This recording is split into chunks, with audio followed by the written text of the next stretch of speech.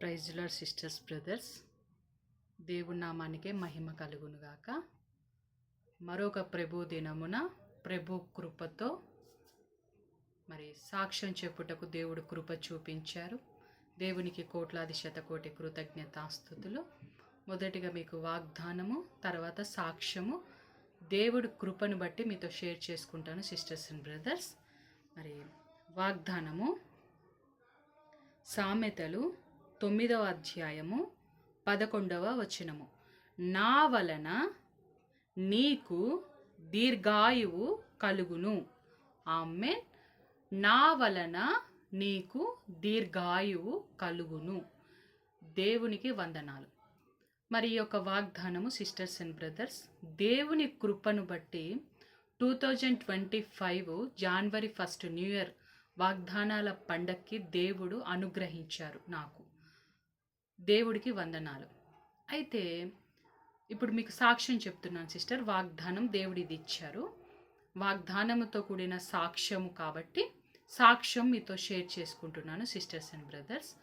అయితే నేను మనసులో అనుకున్నాను, ప్రభువా 30 ఇయర్స్లోనే నేను ఉన్నాను కదా, నీ వలన నాకు దీర్ఘాయువు కలుగుతుందని ఈ సంవత్సరం వాగ్దానం ఇచ్చావు. నీ వలనే నాకు దీర్ఘాయువు, అందుని బట్టి నీకు వందనాలు అని ఇంకా నేను ప్రార్థన చేసుకొని ఈ వాగ్దానము స్వతంత్రించుకున్నాను. అయితే దేవుని కృపను బట్టి జనవరి నుంచి డిసెంబర్ ఇయర్ ఎండింగ్ వరకు దేవుని కృపను బట్టి సజీవల లెక్కలో నన్ను ఉంచి చక్కగా ఈ సంవత్సరం మొత్తం నడిపించారు.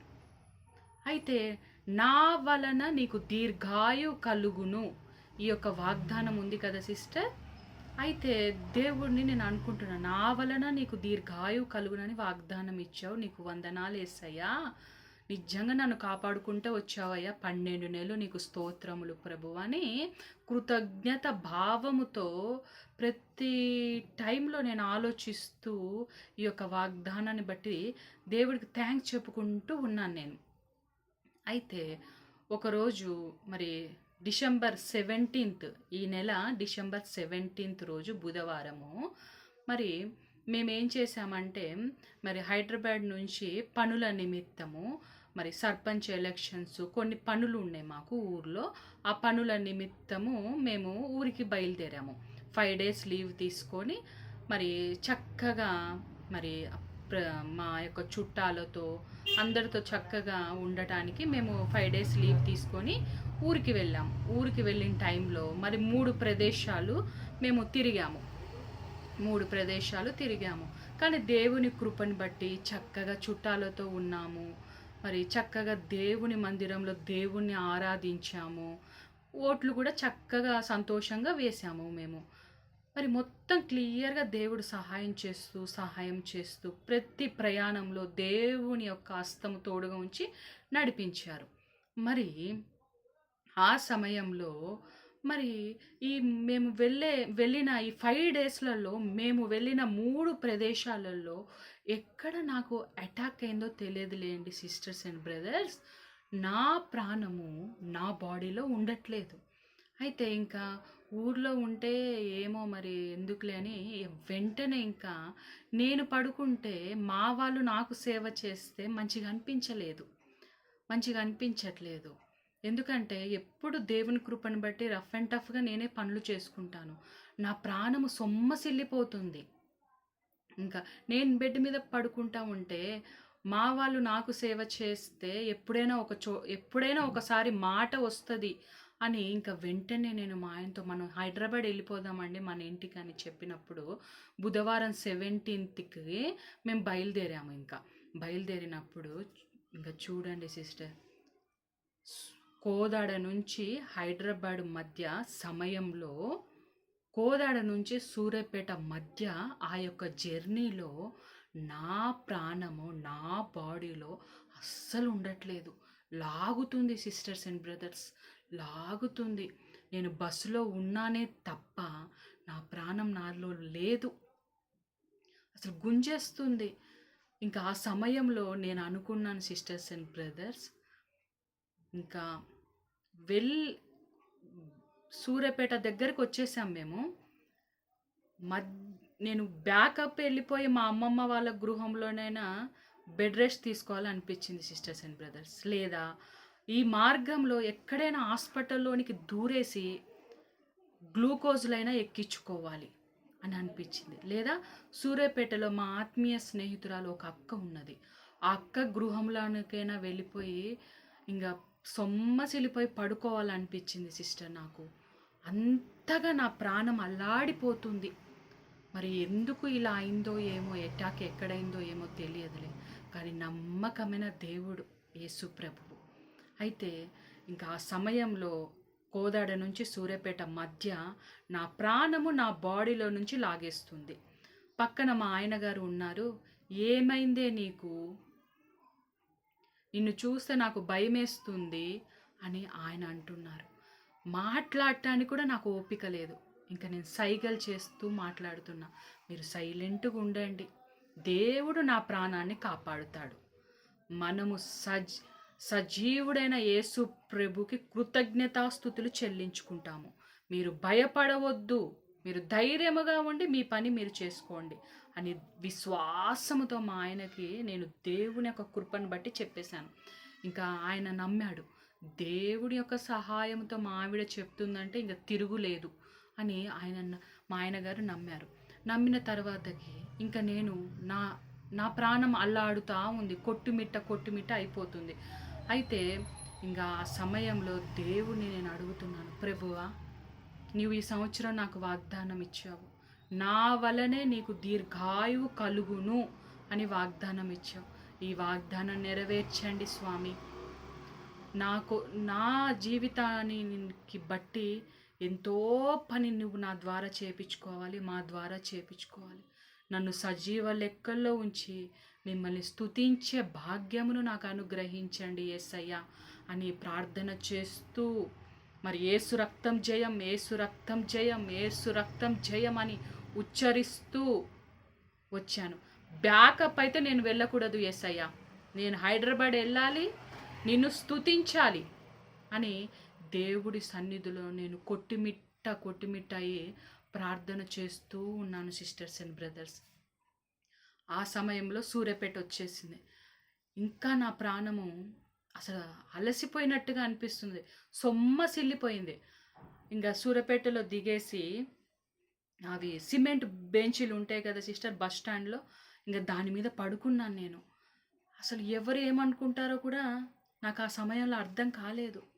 ఇంకా అట్లా బెంచ్ మీద పడుకొని ప్రభువా నన్ను కాపాడు యేసయ్యా, ఎక్కడ అటాక్స్ అయినాయో నాకైతే తెలియదు, కానీ ప్రతి అపవాది క్రియలను లయపరిచినటానికి నువ్వు వచ్చావు ఈ భూమి మీద, నాకు సహాయం చేయమని ప్రార్థన చేస్తూ ఉన్నాను. ఆ సమయంలో నా పర్సులో నుంచి మరి దైవజనులతో ప్రార్థన ఒకసారి చేయించుకోవాలని ఆశ కలిగింది. వెంటనే అసలు నాకు ఓపిక లేకపోయినా ఆ ఫోన్ ఎట్లనైనా బ్యాగ్లో నుంచి తీసి, మరి సిస్టర్ నా గురించి ప్రార్థన చేయండి, నా ప్రాణము కాపాడబడాలి, దేవుని యొక్క పని బహుబలముగా నా ద్వారా జరగాలి, మా ద్వారా జరగాలి. మీరు 2 గంటల ప్రార్థనలో చేస్తారు కదా, 2 గంటల ప్రార్థనలో నా గురించి ప్రేయర్ చేయండి అని వాళ్ళకి ప్రేయర్ రిక్వెస్ట్ పెట్టాను దైవజనులకు. ఇంకా చూడండి సిస్టర్, నా ప్రాణము నాలో బాడీలో నుంచి తీసేసినట్టుగా అనిపిస్తుంది.